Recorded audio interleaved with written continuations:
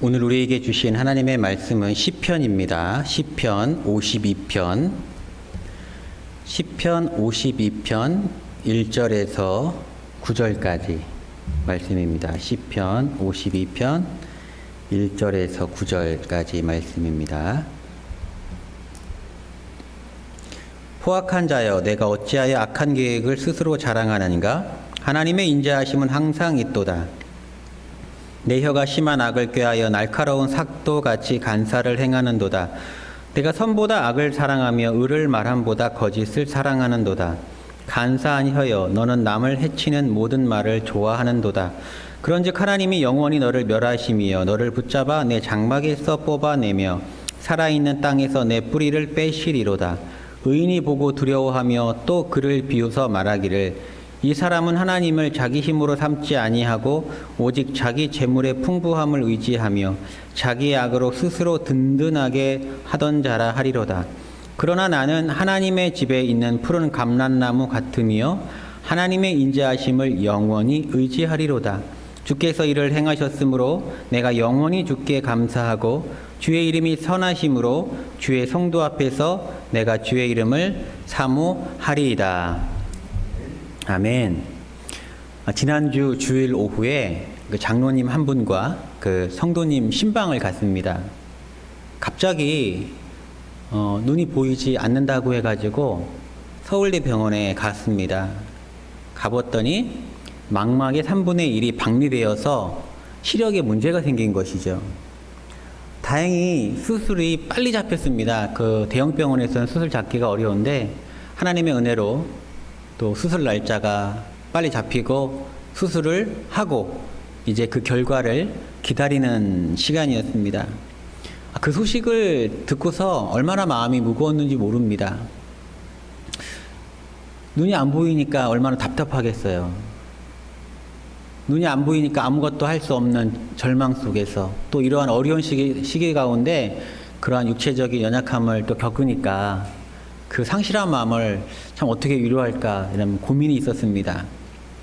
장로님과 함께 그 성도님의 집에까지 가서 전화로 기도해 드렸습니다. 물론 눈이 보이지 않기 때문에 나올 수 없는 상황인 걸 알았지만 장로님하고 가서 또 봐야 할 업무도 있고 해서 가고 또한 전화가 통화를 해서 전화로 기도를 했습니다. 기도를 하는데 마치고 아멘 하고 하는데 얼마나 제가 하나님 꼭 이 성도님 눈 잘 고쳐달라고 그런 간절함이 더해졌습니다. 얼마나 답답할까요? 제가 예전에 그 심한 눈 알레르기를 경험한 적이 있습니다. 그것 때문에 한 달 정도 고생한 적이 있는데 알레르기만 생겨도 일상에 너무나 큰 지장이 생겼습니다. 운전도 못하죠. 책도 못 보죠. 설교도 겨우겨우 이렇게 썼던 기억이 납니다. 그런 불편을 생각해 보니까 앞이 거의 보이지 않는 지금 이 시기를 겪고 있는 그 성도가 경험해야 할 그런 마음이 얼마나 아플까 이런 생각을 해봤습니다. 또 이런저런 생각이 많이 들지 않겠어요? 네, 그런 눈이 깜깜한 상태에서는 부정적인 생각이 더 많이 드는 법인데 그런 생각에 있다고 하니까 여간 신경이 쓰이는 것이 아니었습니다. 그래서 생각날 때마다 기도해 주었습니다. 이러한 답답한 심정으로 탄식하는 사람이 있습니다. 바로 다윗입니다. 오늘 본문의 다윗입니다. 오늘 우리가 함께 나눌 말씀은 시편 52편 1절에서 9절인데요. 시편 52편은 다윗의 생애 가운데 가장 비통했던 사건을 그 배경으로 하고 있습니다. 다윗이 사울의 그 죽음의 협박을 피해서 도망갔던 곳이 노비입니다. 노비란 땅에 그 제사장에게 갔습니다. 아히멜렉이라고 하는 제사장에 가서 요나단의 도움을 받아서 피신하게 되고 그 아히멜렉의 도움을 받게 됩니다. 죽음을 면하려고 도망갔으니 얼마나 최선을 다해 도망갔겠습니까? 기진맥진하죠. 챙길 게 없죠. 거의 빈손으로 무기도 챙기지 못하고 양식도 챙기지 못하고 겨우 자기를 따르는 약간의 부하들과 함께 죽음을 면하고자 피신했던 것입니다. 다윗은 그곳에서 두 가지의 도움을 받게 됩니다. 첫 번째는 먹을거리를 얻게 됩니다. 허기를 채웁니다. 사무엘상 21장에 그런 내용이 잘 나와 있는데 사무엘상 21장 3절에서 6절 말씀입니다.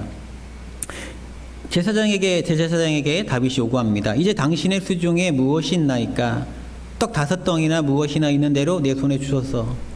떡 5덩이는 혼자 먹기에는 좀 많고 무리가 먹기에는 많이 부족한 양입니다. 그러나 다윗이 갑작스럽게 방문한 대제사장에게 양식이 준비되어 있지 않으니까 요구하는 양이 떡 5덩입니다.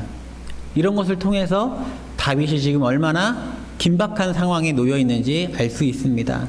달라고 하니까 제사장이 뭐라고 하냐면 보통 떡은 내 수중에 없다.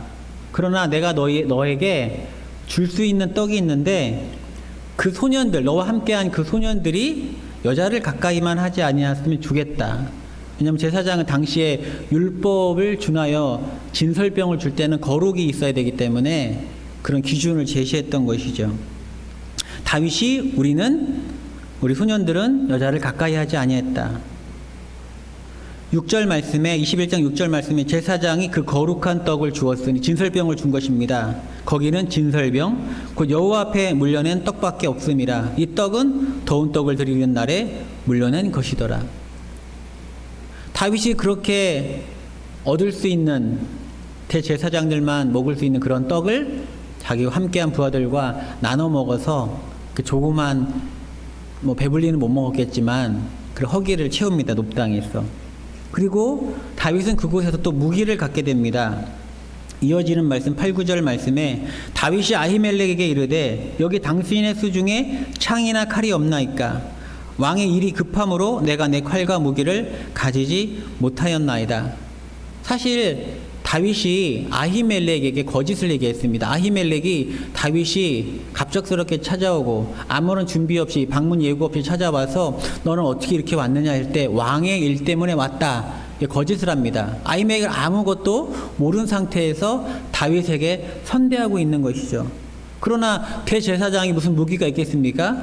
아히멜렉이 말하기를 내가 엘라 골짜기에서 죽인 블레셋 사람 골리앗의 칼이 보자기에 쌓여 에봇 뒤에 있으니 내가 그것을 가지려거든 그것밖에 없으니 가져라. 그러니까 다윗이 예전에 골리앗이 쓰던 칼을 갖게 된 것입니다. 진설병으로 허기를 채우게 되고 자기가 죽였던 블레셋 장수 골리앗의 칼로 무장하게 됩니다.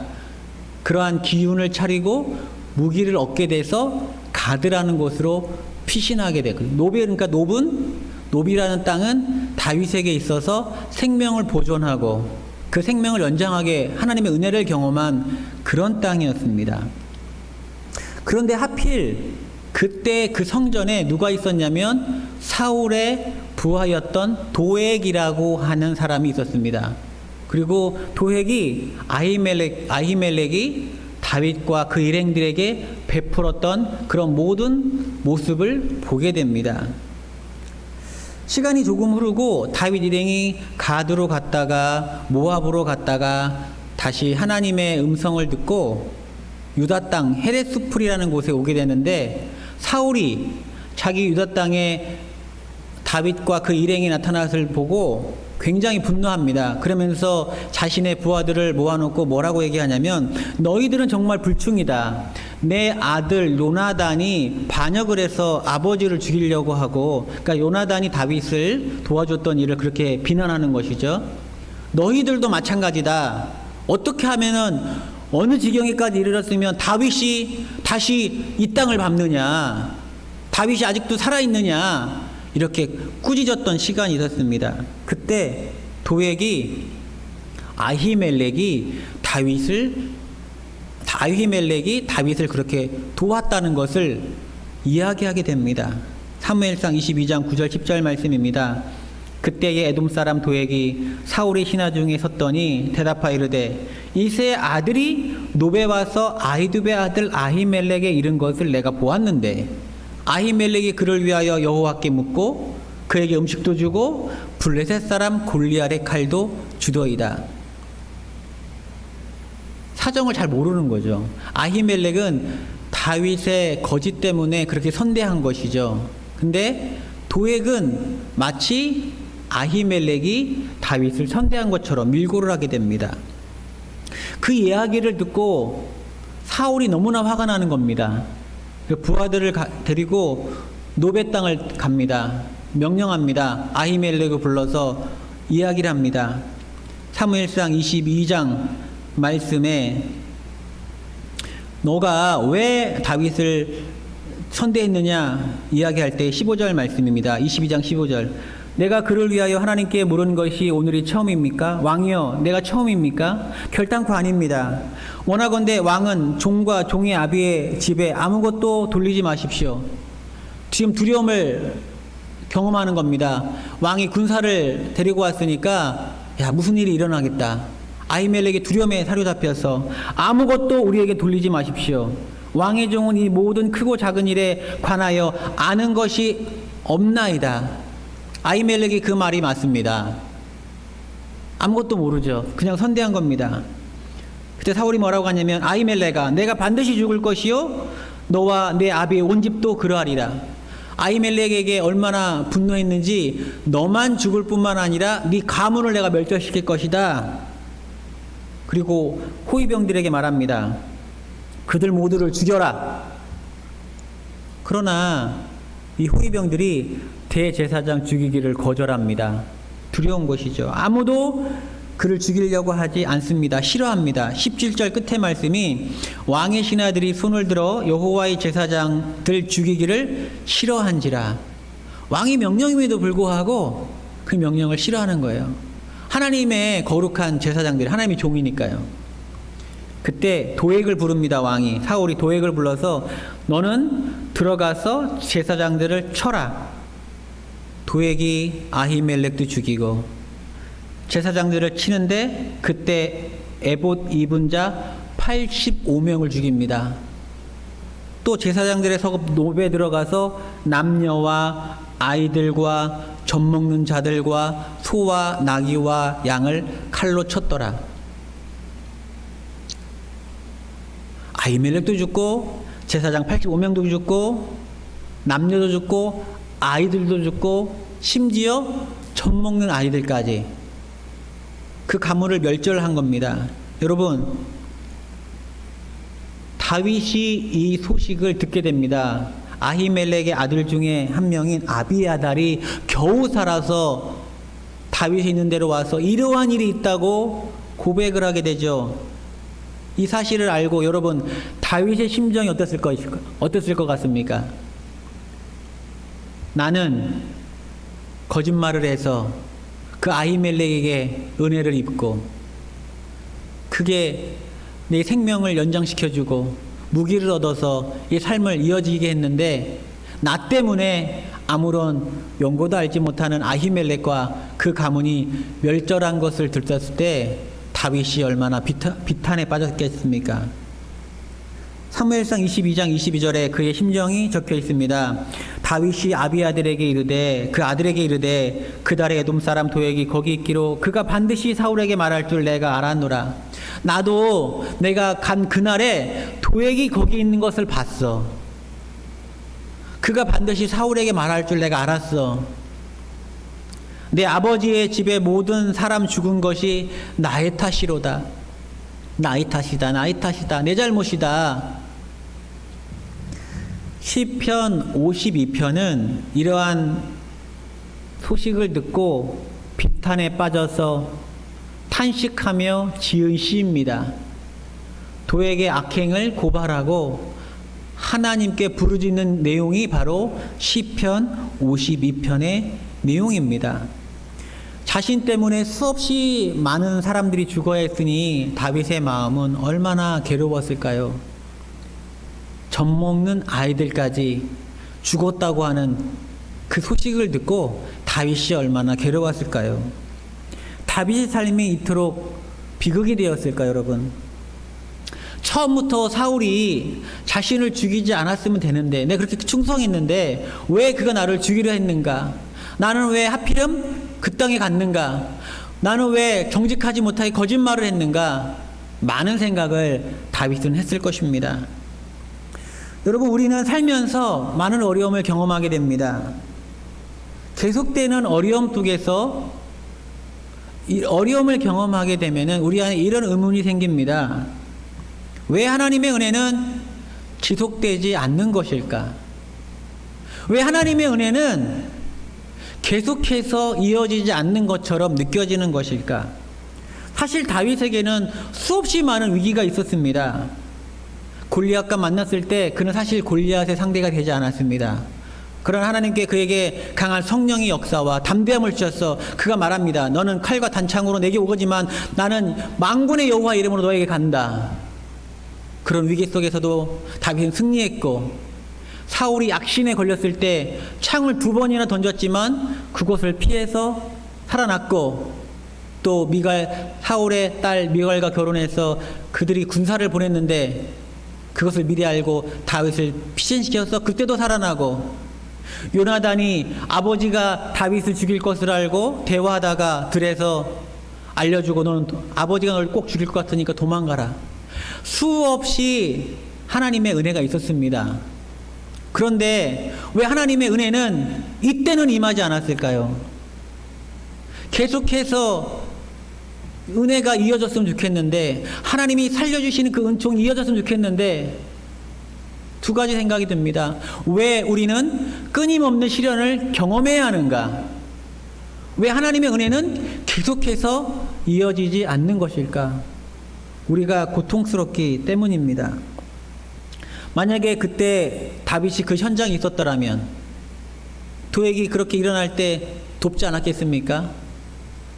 왜 하나님은 사울을 왜 그렇게 그곳에 보냈을까요? 왜 아히멜렉만 죽이지 나머지 85명과 수없이 많은 가문이 멸절해야 했을까요?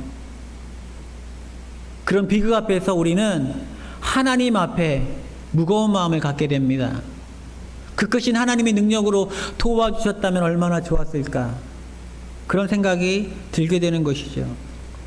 동일한 질문이 우리에게 있습니다. 여러분, 왜 우리는 이어지는 어려움 가운데 놓여 있을까요? 우리의 삶에 왜 계속해서 어려움이 이어질까요? 하나님의 은혜를 입고 우리는 이곳에 서 있습니다. 그런데 왜 지금 우리는 어려움에 처해 있을까요?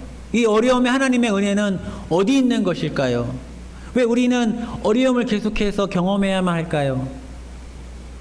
하나님의 전지전능하심과 우리의 고통 속에서 우리는 무거운 마음을 가지고 하나님 앞에 선다는 것입니다. 여러분, 최근에 코로나가 재확산되고 있습니다. 강하게 재확산되고 있습니다. 그래서 정부가 많은 강한 조치를 내리고 있습니다. 경제적으로 우리는 어려운 상황에 놓여 있습니다. 교회도 위기에 놓여 있습니다. 전도의 문이 막히고 교회가 잘못된 일을 하는 것에서 비난받고 있습니다. 또한 예배드리기 어려운 상황 가운데 있습니다. 그런데 그저 괴로울 뿐입니다. 쉼이 없어요. 여러분, 우리가 이런 어려운 가운데, 코로나가 재확산된 가운데, 정부가 거리두기를 하고 명령하는 이 가운데 우리가 많이 모일 수 있습니까? 못 모입니다. 여러 가지 어려움이 계속 있는 것이죠. 왜 하나님의 은혜는 지속되지 않는 걸까? 그런 느낌이 계속 있다는 것이죠. 코로나로 인하여 힘든 시기를 보내고 있었지만 우리는 은혜를 고백했습니다. 외부에서 교회에 꼿꼿이 헌금을 보내주시고, 또 제가 늘 감사하는 것은 하나님 우리 교회를 지켜 보호하여 주셔서 우리 성도들 중 아무도 코로나에 걸리지 않았습니다. 정말 감사했습니다. 그리고 코로나로 인하여 힘들어하는 교인들과 또 한국을 위해서 우리가 함께 중보했습니다. 새벽마다 중보했습니다. 하나님, 우리에게 내린 은혜를 다른 교회와 세상 가운데 내려주십시오. 이 코로나가 빨리 종식될 수 있도록 도와주십시오. 새벽마다 어려운 가운데에서도 모여서 중보기도 함으로써 방역을 잘 지키면서 새벽 가운데 중보기도로 하나님의 나라를 이루어갔고, 또한 착한 행실 운동으로 이웃을 실제적으로 섬겼습니다. 참 마스크 얻기 어려운 시기에 저희가 많은 재정을 드렸을 때 마스크가 아주 비쌀 때도 그것을 다 사들여서 어려운 이웃에게 나눠주고 또 양식도 나눠주고 어려운 가운데서 우리에게 입은 하나님의 은혜를 찬양하면서 하나님이 주신 그 은혜를 흘려보내고자 우리가 애썼던 것이죠. 그런데 계속해서 어려움이 임하더라 이 말입니다. 직장을 잃고 힘든 시기를 보냈지만 재취업이 됐다고 성도들이 이야기했습니다. 코로나 위기 가운데 사업체들이 대부분 잘 버텨주었습니다. 그런 하나님의 은혜가 있었습니다. 그러나 이번 장마 기간에 우리 교회가 수해를 입었습니다. 지붕에 조명이 바닥으로 떨어지는 것을 보면서 왜 이 어려운 시기에 우리 교회가 수해를 입는 것일까? 하나님, 어려움이 왜 계속 우리 교회에 임합니까? 어려움이 왜 끊임없이 우리의 한국에 임합니까? 전 세계에 임합니까? 우리 교회 현재 형편에 상당한 재정이 지출되고 있는데 왜 이러한 일이 우리 교회 수혜를 좀 지켜주시지? 왜 수혜를 그 날카로운 상처가 우리 교회에 있어야 합니까? 또 이번 두 번째 모임 금지로 인해서 성도들의 삶이 많이 어려워졌음을 더욱 체감하고 있습니다. 최근 집사님 한 분이 자영업 하시는 분인데 이번 금지로 인하여 어려움을 겪고 있다고 기도해달라고 문자를 주셨습니다. 지금까지 잘 버텨오시고 힘있게 할렐루야 하나님 찬양하면서 하나님 은혜 고백하면서 지내왔던 우리 성도님 한 분이 저에게 목사님 어려운 시간을 보내고 있습니다. 기도해 주십시오 라고 문자를 보내고 있습니다. 이러한 어려움이 계속해서 우리에게 임할 때에 전능하신 하나님 앞에 우리는 무거운 마음으로 설 수밖에 없다는 것이죠. 그러나 할 수 있는 일은 없어요. 다윗처럼 그저 비통한 마음뿐입니다. 여러분, 하나님의 은혜가 계속해서 이어지지 않는 것처럼 느껴지는 그때에 다윗은 무엇을 했는가? 오늘 같이 나누고자 합니다. 다윗은 그때 무엇을 했는가? 다윗은 여전히 하나님의 인자하심을 구하고 있습니다. 오늘 시편 52편 1절 말씀입니다. 포악한 자여, 도액에게 하는 말이죠. 도액아, 내가 어찌하여 악한 계획을 스스로 자랑하느닌가? 하나님의 인자하심은 항상 있도다. 너의 밀고로 인해서, 너의 살인으로 인해서 그들의 가문이 눈물을 흘리고 괴로움을 겪고 있고 그 소식을 들은 내 마음이 너무나 아프고 힘들지만 지금 이 시간에도 하나님의 인자하심은 항상 있도다. 하나님을 여전히 의지하는 것입니다. 그러면서 자기가 도액을 지금 어찌할 수 없기 때문에 하나님께 그의 악행을 고발하면서 하나님, 그 악한 자 도액을 하나님이 심판해 주십시오. 저는 힘이 없습니다. 이 상황을 이겨낼 힘이 없습니다. 능력이 없습니다. 2절에서 5절 말씀입니다. 내 여가 심한 악을 꾀하여 날카로운 삭도같이 간사를 행하는도다. 내가 선보다 악을 사랑하며 의를 말함보다 거짓을 사랑하는도다. 간사녀여, 너는 남을 해치는 모든 말을 좋아하는도다. 도액을 비난하는 겁니다. 그런즉 하나님이 영원히 너를 멸하시며 너를 붙잡아 내 장막에서 뽑아내며 살아있는 땅에서 내 뿌리를 빼시리로다. 나는 할 수 없지만 하나님이 너를 심판하실 것이다. 그 악행을 하나님이 심판하실 것이다. 전능하신 하나님에게 도액의 심판을 올리는 것입니다. 그러면서 다윗은 하나님을 원망하지 않습니다. 여전히 하나님의 인자하심을 구하고 있습니다. 도액은 자신의 재물을 의지했습니다. 이 사람은 7절에서 9절 말씀입니다. 이 사람은 하나님을 자기 힘으로 삼지 아니하고 오직 자기 재물의 풍부함을 의지하며 자기 악으로 스스로 든든하게 하던 자라. 도액이 왜 사울에게 밀고 했겠습니까, 여러분? 자신의 자리를 보존하기 위해서입니다. 신하들을 불러놓고 너희들은 불충한 자들이라 꾸짖는 그 기간에 상당한 시간이 흘렀음에도 불구하고 다윗이 아히멜렉에 온 것을 보자마자 밀고 하지 않았습니다. 다윗이 가드로 갔다가 모압으로 갔다가 헤레스풀에 이를 만큼 상당한 시간이 지난 후에도 그때까지 조용히 했는데 사울이 자기의 힘으로 다윗을 잡고자 하나 잡지 못하고 안절부절할 때 이때 자신의 정보를 제공함으로써 가장 사울이 그 정보를 통해서 자신에게 큰 유익을 줄 때 상을 줄 만한 시간이 되었을 때 고발한 것입니다. 자기 자리를 보전하는 것이고 많은 재물을 바라는 마음에서 그렇게 했다고 다윗은 고발하고 있는 것입니다. 8절 말씀입니다. 그러나 나는 하나님의 집에 있는 푸른 감람나무 같으며 하나님의 인자하심을 영원히 의지하리로다.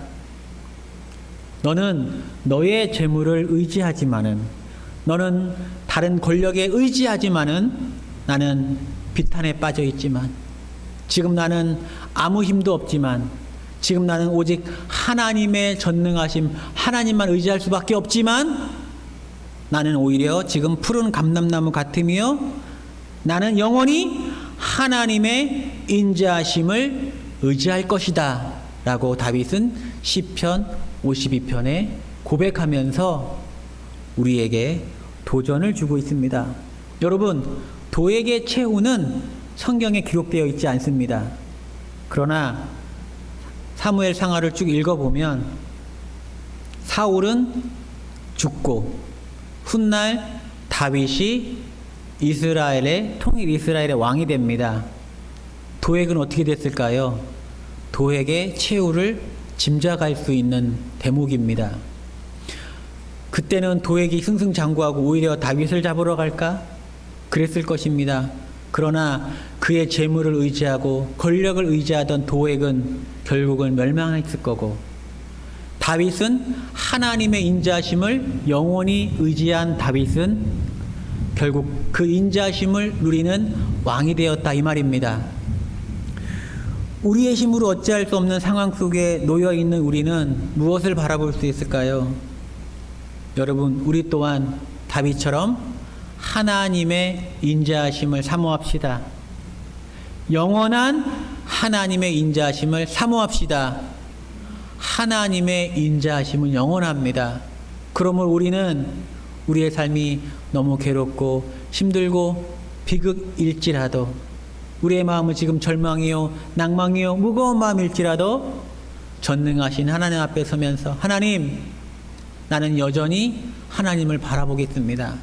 여전히 인자를 베풀 하나님을 의지하겠습니다.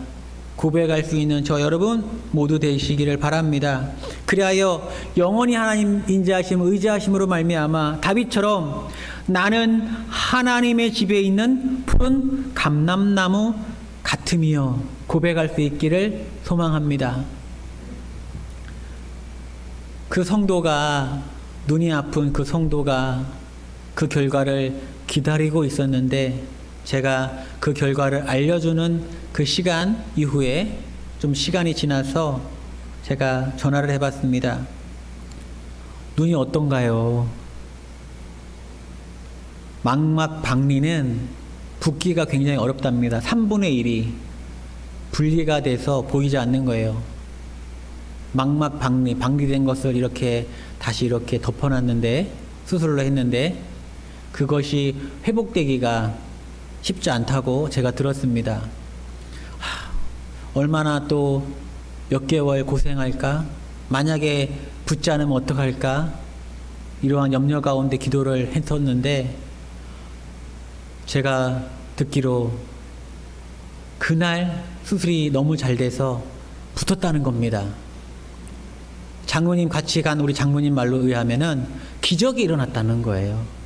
그만큼 빠른 회복을 하고 있다는 겁니다. 그 성도가, 목사님 수술 아주 잘 됐고 경과가 너무 좋습니다, 그렇게 이야기하고 그 목소리가 굉장히 밝았습니다.